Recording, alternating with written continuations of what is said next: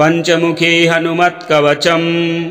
अस्य श्री पंचमुखी हनुमत्कवच स्तोत्रमन्त्रस्य ब्रह्मा ऋषिः गायत्री छन्दः श्री हनुमान् देवता राङ्बीजं मम शक्तिः चन्द्रः कीलकम् रौं कवचाय हुं हौं अस्त्राय फट् ॐ हरिमर्कटमर्कटाय स्वाहा। ॐ नमो भगवते पंचवदनाय पूर्वकपिमुखाय सकलशत्रुसंहारणाय स्वाहा। ॐ नमो भगवते पंचवदनाय दक्षिणमुखाय करालवदनाय नरसिंहाय सकलभूतप्रमथनाय स्वाहा। ॐ नमो भगवते पंचवदनाय पश्चिममुखाय गरुडाननाय सकलविषहराय स्वाहा। ॐ नमो भगवते पंचवदनाय उत्तरमुखाय आदिवराहाय सकलसम्पत्कराय स्वाहा। ॐ नमो भगवते पंचवदनाय ऊर्ध्वमुखाय हयग्रीवाय सकलजनवशकराय स्वाहा। न्यासाः अस्य श्री पंचमुखी हनुमत्कवच स्तोत्रस्य श्रीरामचन्द्र ऋषिः अनुष्टुप् छन्दः श्रीरामचन्द्रो देवता सीता इति बीजं हनुमानिति शक्तिः हनुमत्प्रीत्यर्थे जपे विनियोगः पुनर्हनुमानिति बीजं ॐ वायुपुत्राय इति शक्तिः अंजनासुतायेति कीलकं श्रीरामचन्द्रवरप्रसाद सिद्ध्यर्थे जपे विनियोगः। ॐ अंजनासुताय अंगुष्ठाभ्यां नमः। ॐ रुद्रमूर्तये तर्जनीभ्यां नमः। ॐ वायुपुत्राय मध्यमाभ्यां नमः। ॐ अग्निगर्भाय अनामिकाभ्यां नमः। ॐ रामदूताय कनिष्ठिकाभ्यां नमः। ॐ सीताशोकनिवारणाय करतलकरपृष्ठाभ्यां नमः। ॐ अंजनासुताय हृदयाय नमः। ॐ रुद्रमूर्तये शिरसे स्वाहा। ॐ वायुपुत्राय शिखायै वषट्। ॐ अग्निगर्भाय कवचाय हुं। ॐ रामदूताय नेत्रत्रयाय वौषट्। ॐ पंचमुखी हनुमते अस्त्राय फट्। ॐ पंचमुखी हनुमते स्वाहा इति दिग्बन्धः। ध्यानम् वन्दे वानरनारसिंहखगराट् क्रोडाश्ववक्त्रान्वितम् दिव्यालङ्करणं त्रिपञ्चनयनं देदीप्यमानं रुचा हस्ताब्जैरसिखेटपुस्तकसुधा कुम्भाङ्कुशान्द्रिं हलम् कट्वाङ्गं फणिभूरुहं दशभुजं सर्वारिवीरापहम् श्रीरामदूताय आञ्जनेयाय वायुपुत्राय महाबलाय सीताशोकनिवारणाय महाबलप्रचण्डाय लङ्कापुरीदहनाय फाल्गुनसखाय कोलाहल सकलब्रह्माण्डविश्वरूपाय सप्तसमुद्रान्तराललङ्घिताय पिङ्गलनयनामितविक्रमाय सूर्यबिम्बफलसेवाधिष्ठितपराक्रमाय सञ्जीवन्या अङ्गदलक्ष्मणमहाकपिसैन्यप्राणदात्रे दशग्रीवविध्वंसनाय रामेष्टाय सीतासहितरामचन्द्रवरप्रसादाय षट्प्रयोगागम पंचमुखी हनुमन्मन्त्रजपे विनियोगः। ॐ हरिमर्कटमर्कटाय स्वाहा। ॐ हरिमर्कटमर्कटाय वं वं वं वं वं वौषट् स्वाहा। ॐ हरिमर्कटमर्कटाय फं फं फं फं फं फट् स्वाहा। ॐ हरिमर्कटमर्कटाय खं खं खं खं खं मारणाय स्वाहा। ॐ हरिमर्कटमर्कटाय ठं ठं ठं ठं ठं स्तम्भनाय स्वाहा। ॐ हरिमर्कटमर्कटाय डं डं डं डं डं आकर्षणाय सकलसम्पत्कराय पंचमुखी वीरहनुमते स्वाहा। उच्चाटने ॐ ढं ढं ढं ढं ढं कूर्ममूर्तये पंचमुखी हनुमते परयन्त्रतन्त्रोच्चाटनाय स्वाहा। कं खं गं घं गं चं छं जं झं यं टं ठं डं ढं णं तं थं दं धं नं पं फं बं भं मं यं रं लं वं शं शं शं हं क्षं स्वाहा इति दिग्बन्धः। ॐ पूर्वकपिमुखाय पञ्चमुखी हनुमते ठं ठं ठं ठं ठं ठं सकलशत्रुसंहारणाय स्वाहा। ॐ दक्षिणमुखाय पञ्चमुखी हनुमते करालवदनाय नरसिंहाय ह्रां ह्रां ह्रां ह्रां ह्रां सकलभूतप्रेतदमनाय स्वाहा। ॐ पश्चिममुखाय गरुडासनाय पञ्चमुखी वीरहनुमते मं मं मं मं मं सकलविषहराय स्वाहा। ॐ उत्तरमुखे आदिवराहाय लं लं लं लं लं नरसिंहाय नीलकण्ठाय पञ्चमुखी हनुमते स्वाहा।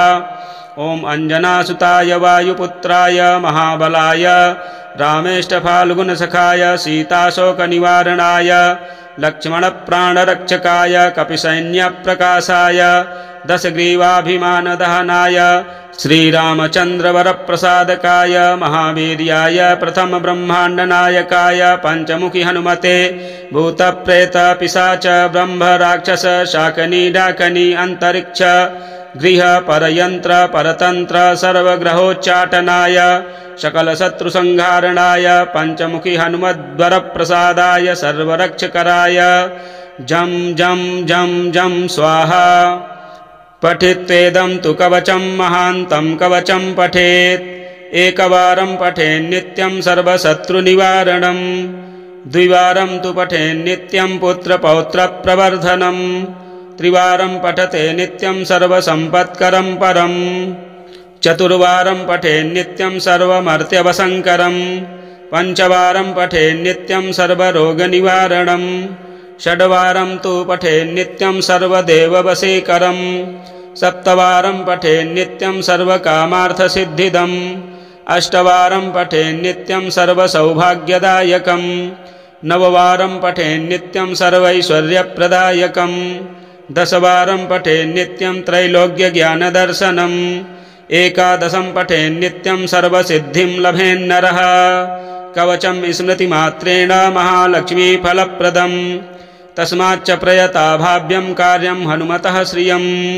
अस्य श्रीपञ्चमुखी हनुमत्कवच स्तोत्रमन्त्रस्य ब्रह्मा ऋषिः गायत्री छन्दः श्रीहनुमान् देवता राङ्बीजं मम शक्तिः चन्द्रः कीलकं रौं कवचाय हुं हौं अस्त्राय फट् ॐ हरिमर्कटमर्कटाय स्वाहा।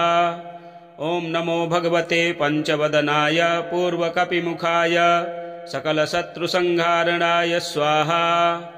ॐ नमो भगवते पञ्चवदनाय दक्षिणमुखाय करालवदनाय नरसिंहाय सकलभूतप्रमथनाय स्वाहा। ॐ नमो भगवते पञ्चवदनाय पश्चिममुखाय गरुडाननाय सकलविषहराय स्वाहा। ॐ नमो भगवते पञ्चवदनाय उत्तरमुखाय आदिवराहाय सकलसम्पत्कराय स्वाहा। ॐ नमो भगवते पञ्चवदनाय ऊर्ध्वमुखाय हयग्रीवाय सकलजनवशकराय स्वाहा।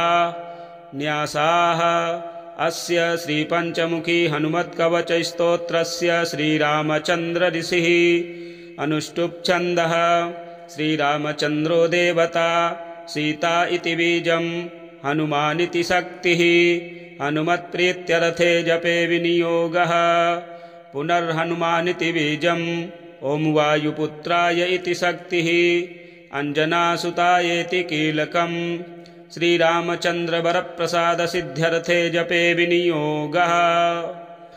ॐ अञ्जनासुताय अङ्गुष्ठाभ्यां नमः। ॐ रुद्रमूर्तये तर्जनीभ्यां नमः। ॐ वायुपुत्राय मध्यमाभ्यां नमः। ॐ अग्निगर्भाय अनामिकाभ्यां नमः। ॐ रामदूताय कनिष्ठिकाभ्यां नमः। ॐ सीताशोकनिवारणाय करतलकरपृष्ठाभ्यां नमः। ॐ अञ्जनासुताय हृदयाय नमः। ॐ रुद्रमूर्तये शिरसे स्वाहा। ॐ वायुपुत्राय शिखायै वषट्। ॐ अग्निगर्भाय कवचाय हुं। ॐ रामदूताय नेत्रत्रयाय वौषट्। ॐ पञ्चमुखी हनुमते अस्त्राय फट्। ॐ पञ्चमुखी हनुमते स्वाहा इति दिग्बन्धः।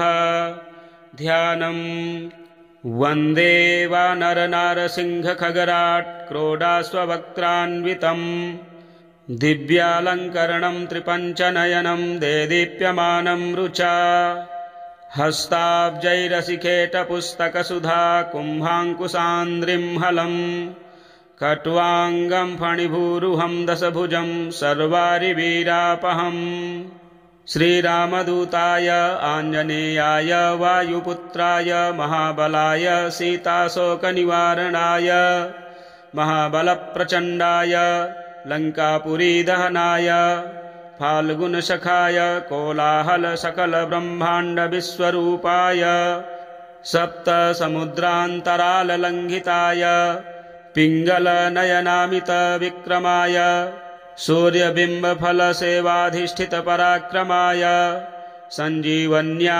अङ्गदलक्ष्मणमहाकपिसैन्यप्राणदात्रे दशग्रीवविध्वंसनाय रामेष्टाय सीतासहितरामचन्द्रवरप्रसादाय षट्प्रयोगागम पञ्चमुखी हनुमन्मन्त्रजपे विनियोगः। ॐ हरिमर्कटमर्कटाय स्वाहा। ॐ हरिमर्कटमर्कटाय वं वं वं वं वं वौषट् स्वाहा। ॐ हरिमर्कटमर्कटाय फं फं फं फं फं फट् स्वाहा। ॐ हरिमर्कटमर्कटाय खं खं खं खं खं मारणाय स्वाहा।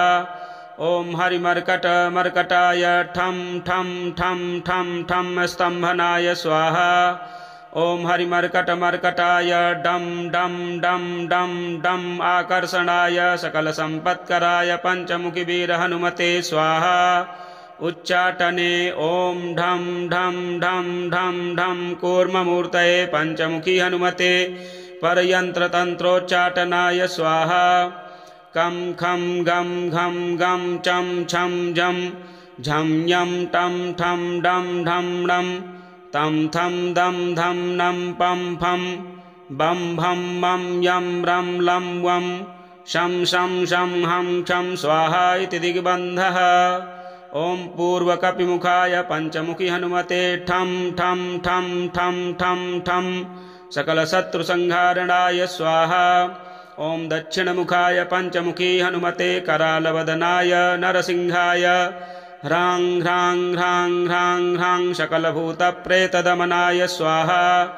ॐ पश्चिममुखाय गरुडासनाय पञ्चमुखीवीरहनुमते मं मं मं मं मं सकलविषहराय स्वाहा।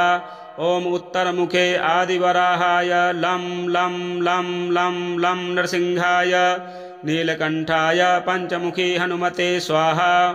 ॐ अञ्जनासुताय वायुपुत्राय महाबलाय रामेष्टफाल्गुनसखाय सीताशोकनिवारणाय लक्ष्मणप्राणरक्षकाय कपिसैन्यप्रकाशाय दशग्रीवाभिमानदहनाय श्रीरामचन्द्रवरप्रसादकाय महावीर्याय प्रथमब्रह्माण्डनायकाय पञ्चमुखी हनुमते भूतप्रेतपिशाच ब्रह्मराक्षस शाकनी डाकनी अन्तरिक्ष गृह परयन्त्र परतन्त्र सर्वग्रहोच्चाटनाय सकलशत्रुसंहारणाय पञ्चमुखी हनुमद्वरप्रसादाय सर्वरक्षकराय जं जं जं जं स्वाहा। पठित्वेदं तु कवचं महान्तं कवचं पठेत् एकवारं पठेन्नित्यं सर्वशत्रुनिवारणं द्विवारं तु पठेन्नित्यं पुत्रपौत्रप्रवर्धनं त्रिवारं पठते नित्यं सर्वसम्पत्करं परं चतुर्वारं पठेन्नित्यं सर्वमर्त्यवसङ्करं पञ्चवारं पठेन्नित्यं सर्वरोगनिवारणं षड्वारं तु पठेन्नित्यं सर्वदेववशीकरं सप्तवारं पठेन्नित्यं सर्वकामार्थसिद्धिदम् अष्टवारं पठेन्नित्यं सर्वसौभाग्यदायकं नववारं पठेन्नित्यं सर्वैश्वर्यप्रदायकं दशवारं पठेन्नित्यं त्रैलोक्यज्ञानदर्शनम् एकादशं पठेन्नित्यं सर्वसिद्धिं लभेन्नरः कवचं स्मृतिमात्रेण महालक्ष्मीफलप्रदम् तस्माच्च प्रयताभाव्यं कार्यं हनुमतः श्रियम् अस्य श्रीपञ्चमुखी हनुमत्कवच स्तोत्रमन्त्रस्य ब्रह्मा ऋषिः गायत्री छन्दः श्रीहनुमान् देवता राङ्वीजं मम शक्तिः चन्द्रः कीलकं रौं कवचाय हुं हौं अस्त्राय फट् ॐ हरिमर्कटमर्कटाय स्वाहा ॐ नमो भगवते पञ्चवदनाय पूर्वकपिमुखाय सकलशत्रुसंहारणाय स्वाहा ॐ नमो भगवते पञ्चवदनाय दक्षिणमुखाय करालवदनाय नरसिंहाय सकलभूतप्रमथनाय स्वाहा ॐ नमो भगवते पञ्चवदनाय पश्चिममुखाय गरुडाननाय सकलविषहराय स्वाहा ॐ नमो भगवते पञ्चवदनाय उत्तरमुखाय आदिवराहाय सकलसम्पत्कराय स्वाहा ॐ नमो भगवते पञ्चवदनाय ऊर्ध्वमुखाय हयग्रीवाय सकलजनवशकराय स्वाहा न्यासाः अस्य श्रीपञ्चमुखी हनुमत्कवचस्तोत्रस्य श्रीरामचन्द्र ऋषिः अनुष्टुप् छन्दः श्रीरामचन्द्रो देवता सीता इति बीजं हनुमानिति शक्तिः हनुमत्प्रीत्यर्थे जपे विनियोगः पुनर्हनुमानिति बीजं ॐ वायुपुत्राय इति शक्तिः अंजनासुतायेति कीलकं श्रीरामचन्द्रवरप्रसादसिद्ध्यर्थे जपे विनियोगः ॐ अंजनासुताय अंगुष्ठाभ्यां नमः ॐ रुद्रमूर्तये तर्जनीभ्यां नमः ॐ वायुपुत्राय मध्यमाभ्यां नमः ॐ अग्निगर्भाय अनामिकाभ्यां नमः ॐ रामदूताय कनिष्ठिकाभ्यां नमः ॐ सीताशोकनिवारणाय करतलकरपृष्ठाभ्यां नमः ॐ अंजनासुताय हृदयाय नमः ॐ रुद्रमूर्तये शिरसे स्वाहा ॐ वायुपुत्राय शिखायै वषट् ॐ अग्निगर्भाय कवचाय हुं ॐ रामदूताय नेत्रत्रयाय वौषट् ॐ पञ्चमुखी हनुमते अस्त्राय फट् ॐ पञ्चमुखी हनुमते स्वाहा इति दिग्बन्धः ध्यानम् वन्दे वानरनारसिंहखगराट् क्रोडाश्ववक्त्रान्वितम् दिव्यालङ्करणं त्रिपञ्चनयनं देदीप्यमानं रुचा हस्ताब्जैरसिखेटपुस्तकसुधा कुम्भाङ्कुशान्द्रिं हलं कट्वाङ्गं फणिभूरुहं दशभुजं सर्वारिवीरापहम्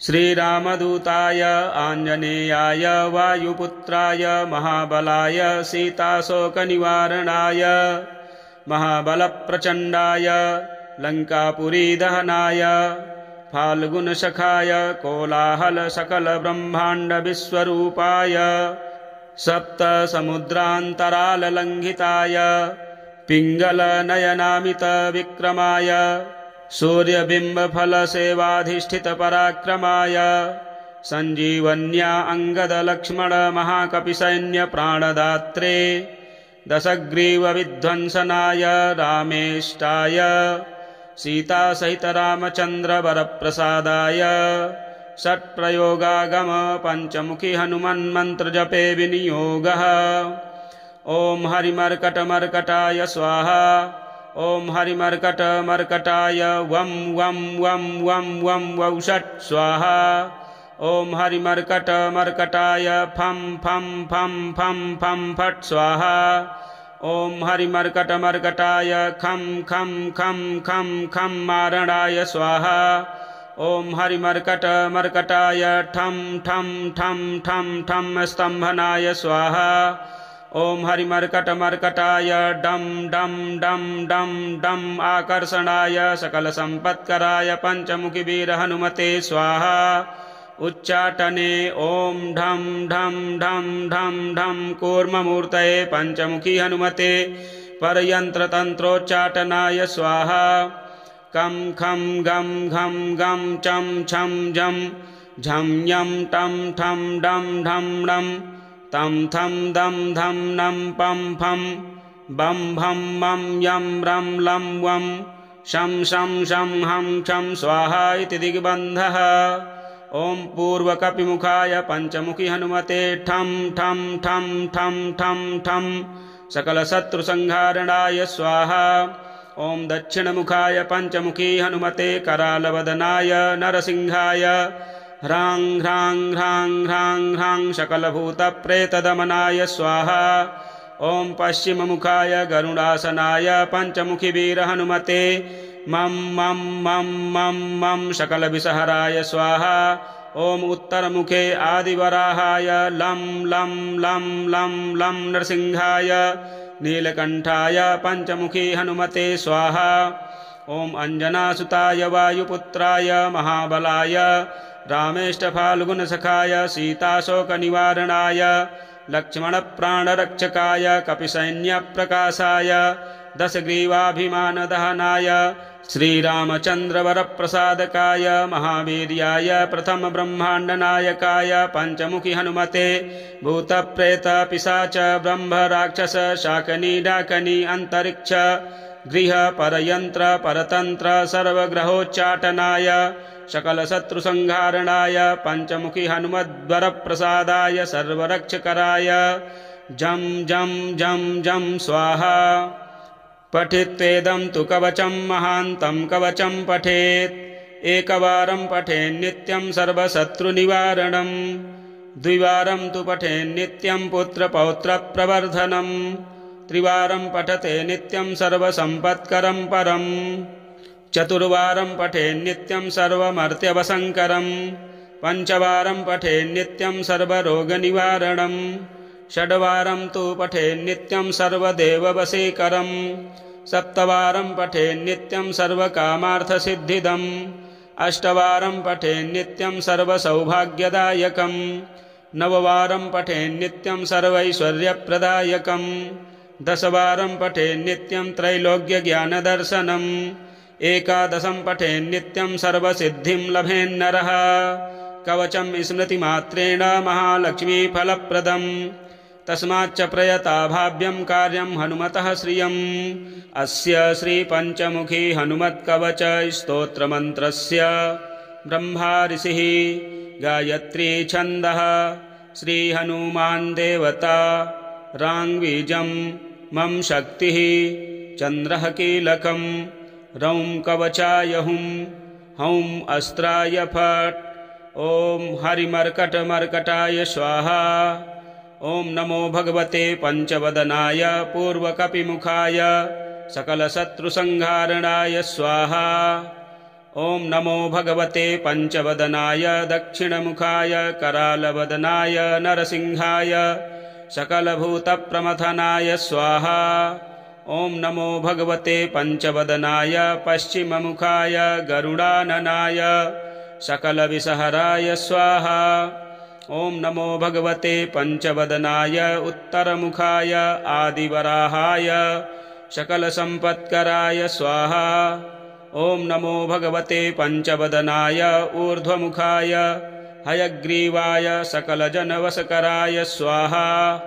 न्यासाः अस्य श्रीपञ्चमुखी हनुमत्कवचस्तोत्रस्य श्रीरामचन्द्र ऋषिः अनुष्टुप् छन्दः श्रीरामचन्द्रो देवता सीता इति बीजं हनुमानिति शक्तिः हनुमत्प्रीत्यर्थे जपे विनियोगः पुनर्हनुमानिति बीजं ॐ वायुपुत्राय इति शक्तिः अंजनासुतायेति कीलकं श्रीरामचन्द्रवरप्रसादसिद्ध्यर्थे जपे विनियोगः।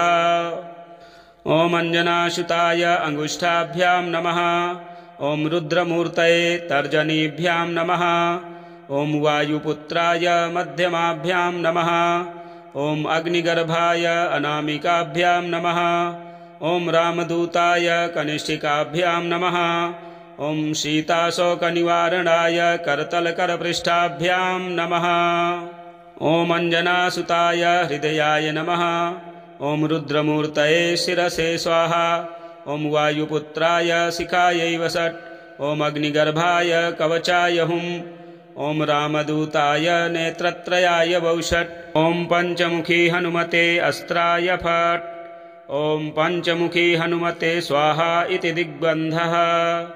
ध्यानम् वन्दे वानरनारसिंहखगराट् क्रोडास्ववक्त्रान्वितम् दिव्यालङ्करणं त्रिपञ्चनयनं देदीप्यमानं रुचा हस्ताब्जैरसिकेटपुस्तकसुधा कुम्भाङ्कुशान्द्रिं हलम् कट्वाङ्गं फणिभूरुहं दशभुजं सर्वारिवीरापहम् श्रीरामदूताय आञ्जनेयाय वायुपुत्राय महाबलाय सीताशोकनिवारणाय महाबलप्रचण्डाय लङ्कापुरीदहनाय फाल्गुनसखाय कोलाहलसकलब्रह्माण्डविश्वरूपाय सप्तसमुद्रान्तराललङ्घिताय पिङ्गलनयनामितविक्रमाय सूर्यबिम्बफलसेवाधिष्ठितपराक्रमाय सञ्जीवन्या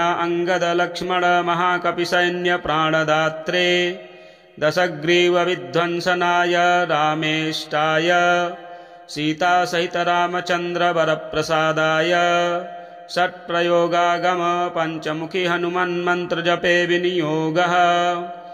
ॐ हरिमर्कटमर्कटाय स्वाहा। ॐ हरिमर्कटमर्कटाय वं वं वं वं वं वौषट् स्वाहा।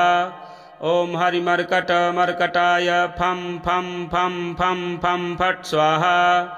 ॐ हरिमर्कटमर्कटाय खं खं खं खं खं मारणाय स्वाहा। ॐ हरिमर्कटमर्कटाय ठं ठं ठं ठं ठं स्तम्भनाय स्वाहा। ॐ हरिमर्कटमर्कटाय डं डं डं डं डं आकर्षणाय सकलसम्पत्कराय पञ्चमुखीवीरहनुमते स्वाहा। उच्चाटने ॐ ढं ढं ढं ढं ढं कूर्ममूर्तये पञ्चमुखी हनुमते परयन्त्रतन्त्रोच्चाटनाय स्वाहा। कं खं गं घं गं चं छं जं झं यं टं ठं डं ढं डं तं थं दं धं नं पं फं बं भं मं यं रं लं वं शं शं शं हं क्षं स्वाहा इति दिग्बन्धः। ॐ पूर्वकपिमुखाय पञ्चमुखी हनुमते ठं ठं ठं ठं ठं ठं सकलशत्रुसंहारणाय स्वाहा। ॐ दक्षिणमुखाय पञ्चमुखी हनुमते करालवदनाय नरसिंहाय ह्रां ह्रां ह्रां ह्रां ह्रां सकलभूतप्रेतदमनाय स्वाहा। ॐ पश्चिममुखाय गरुडासनाय पञ्चमुखीवीरहनुमते मं मं मं मं मं सकलविषहराय स्वाहा। ॐ उत्तरमुखे आदिवराहाय लं लं लं लं लं नरसिंहाय नीलकण्ठाय पञ्चमुखी हनुमते स्वाहा। ॐ अञ्जनासुताय वायुपुत्राय महाबलाय रामेष्टफाल्गुनसखाय सीताशोकनिवारणाय लक्ष्मणप्राणरक्षकाय कपिसैन्यप्रकाशाय दशग्रीवाभिमानदहनाय श्रीरामचन्द्रवरप्रसादकाय महावीर्याय प्रथमब्रह्माण्डनायकाय पञ्चमुखी हनुमते भूतप्रेतपिशाच ब्रह्मराक्षस शाकनी डाकनी अन्तरिक्ष गृह परयन्त्र परतन्त्र सर्वग्रहोच्चाटनाय सकलशत्रुसंहारणाय पञ्चमुखी हनुमद्वरप्रसादाय सर्वरक्षकराय जं जं जं जं स्वाहा। पठित्वेदं तु कवचं महान्तं कवचं पठेत् एकवारं पठेन्नित्यं सर्वशत्रुनिवारणं द्विवारं तु पठेन्नित्यं पुत्रपौत्रप्रवर्धनं त्रिवारं पठते नित्यं सर्वसम्पत्करं परं चतुर्वारं पठेन्नित्यं सर्वमर्त्यवसङ्करं पञ्चवारं पठेन्नित्यं सर्वरोगनिवारणं षड्वारं तु पठेन्नित्यं सर्वदेववशीकरं सप्तवारं पठेन्नित्यं सर्वकामार्थसिद्धिदम् अष्टवारं पठेन्नित्यं सर्वसौभाग्यदायकं नववारं पठेन्नित्यं सर्वैश्वर्यप्रदायकं दशवारं पठेन्नित्यं त्रैलोक्यज्ञानदर्शनम् एकादशं पठेन्नित्यं सर्वसिद्धिं लभेन्नरः कवचं स्मृतिमात्रेण महालक्ष्मीफलप्रदम् तस्माच्च प्रयताभाव्यं कार्यं हनुमतः श्रियम् अस्य श्रीपञ्चमुखी हनुमत्कवच स्तोत्रमन्त्रस्य ब्रह्मा ऋषिः गायत्री छन्दः श्रीहनुमान् देवता राङ्वीजं मम शक्तिः चन्द्रः कीलकं रौं कवचाय हुं हौं अस्त्राय फट् ॐ हरिमर्कटमर्कटाय स्वाहा ॐ नमो भगवते पञ्चवदनाय पूर्वकपिमुखाय सकलशत्रुसंहारणाय स्वाहा ॐ नमो भगवते पञ्चवदनाय दक्षिणमुखाय करालवदनाय नरसिंहाय सकलभूतप्रमथनाय स्वाहा ॐ नमो भगवते पञ्चवदनाय पश्चिममुखाय गरुडाननाय सकलविषहराय स्वाहा ॐ नमो भगवते पञ्चवदनाय उत्तरमुखाय आदिवराहाय सकलसम्पत्कराय स्वाहा ॐ नमो भगवते पञ्चवदनाय ऊर्ध्वमुखाय हयग्रीवाय सकलजनवशकराय स्वाहा न्यासाः अस्य श्रीपञ्चमुखी हनुमत्कवचस्तोत्रस्य श्रीरामचन्द्र ऋषिः अनुष्टुप्-छन्दः श्रीरामचन्द्रो देवता सीता इति बीजं हनुमानिति शक्तिः हनुमत्प्रीत्यर्थे जपे विनियोगः पुनर्हनुमानिति बीजं ॐ वायुपुत्राय इति शक्तिः अंजनासुतायेति कीलकं श्रीरामचन्द्रवरप्रसादसिद्ध्यर्थे जपे विनियोगः ॐ अंजनासुताय अंगुष्ठाभ्यां नमः ॐ रुद्रमूर्तये तर्जनीभ्यां नमः ॐ वायुपुत्राय मध्यमाभ्यां नमः ॐ अग्निगर्भाय अनामिकाभ्यां नमः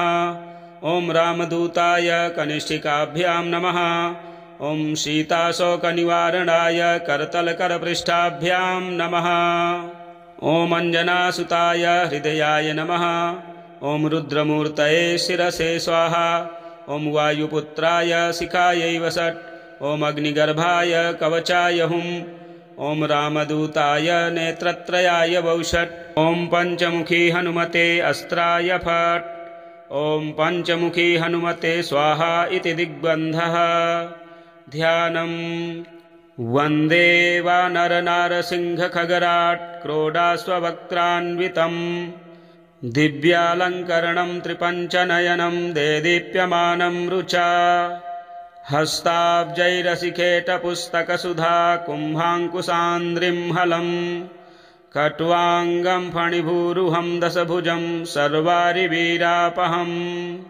श्रीरामदूताय आञ्जनेयाय वायुपुत्राय महाबलाय सीताशोकनिवारणाय महाबलप्रचण्डाय लङ्कापुरीदहनाय फाल्गुनसखाय कोलाहलसकलब्रह्माण्डविश्वरूपाय सप्तसमुद्रान्तराललङ्घिताय पिङ्गलनयनामितविक्रमाय सूर्यबिम्बफलसेवाधिष्ठितपराक्रमाय सञ्जीवन्या अङ्गदलक्ष्मणमहाकपिसैन्यप्राणदात्रे दशग्रीवविध्वंसनाय रामेष्टाय सीतासहितरामचन्द्रवरप्रसादाय षट्प्रयोगागम पञ्चमुखी हनुमन्मन्त्रजपे विनियोगः ॐ हरिमर्कटमर्कटाय स्वाहा ॐ हरिमर्कटमर्कटाय वं वं वं वं वं वौषट् स्वाहा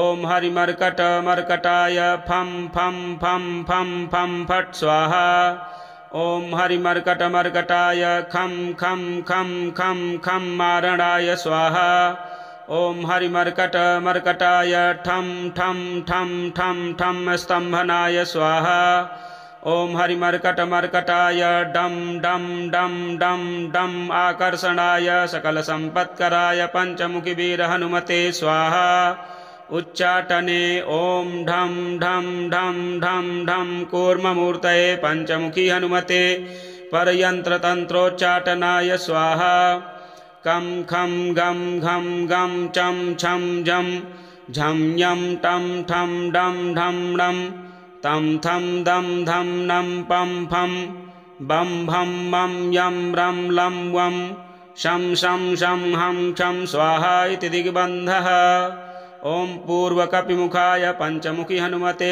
ठं ठं ठं ठं ठं ठं सकलशत्रुसंहारणाय स्वाहा ॐ दक्षिणमुखाय पञ्चमुखी हनुमते करालवदनाय नरसिंहाय ह्रां ह्रां ह्रां ह्रां ह्रां सकलभूतप्रेतदमनाय स्वाहा। ॐ पश्चिममुखाय गरुडासनाय पञ्चमुखीवीरहनुमते मं मं मं मं मं सकलविषहराय स्वाहा। ॐ उत्तरमुखे आदिवराहाय लं लं लं लं लं नरसिंहाय नीलकण्ठाय पञ्चमुखी हनुमते स्वाहा। ॐ अञ्जनासुताय वायुपुत्राय महाबलाय रामेष्टफाल्गुनसखाय सीताशोकनिवारणाय लक्ष्मणप्राणरक्षकाय कपिसैन्यप्रकाशाय दशग्रीवाभिमानदहनाय श्रीरामचन्द्रवरप्रसादकाय महावीर्याय प्रथमब्रह्माण्डनायकाय पञ्चमुखी हनुमते भूतप्रेतपिशाच ब्रह्मराक्षस शाकनी डाकनी अन्तरिक्ष गृह परयन्त्र परतन्त्र सर्वग्रहोच्चाटनाय सकलशत्रुसंहारणाय पञ्चमुखी हनुमद्वरप्रसादाय सर्वरक्षकराय जं जं जं जं स्वाहा।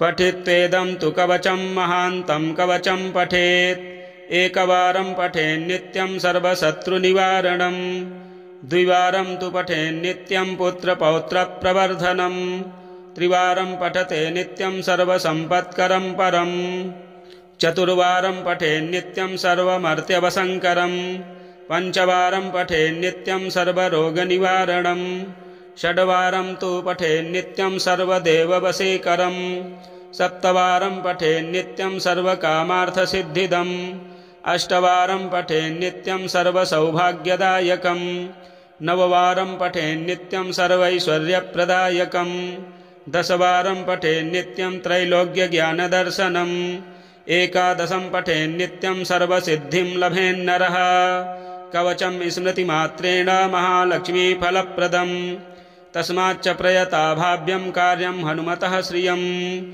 श्रीचिन्तामणिरामभद्रे सुदर्शनसंहितायां पंचमुखी हनुमत्कवचं संपूर्णम्। प्रिय दर्शकों, हनुमान जी का यह पंचमुखी हनुमान कवच बहुत ही शक्तिशाली स्तोत्र। इसका पाठ श्रवण करने से सभी अरिष्ट नाश होते हैं, सभी प्रकार के सुख शांति सौभाग्य और कामनाएं पूर्त होती हैं। आप पाठ अवश्य करें और हमारे चैनल को भी सब्सक्राइब करें, वीडियो शेयर करें, लाइक करें। जय श्री राम।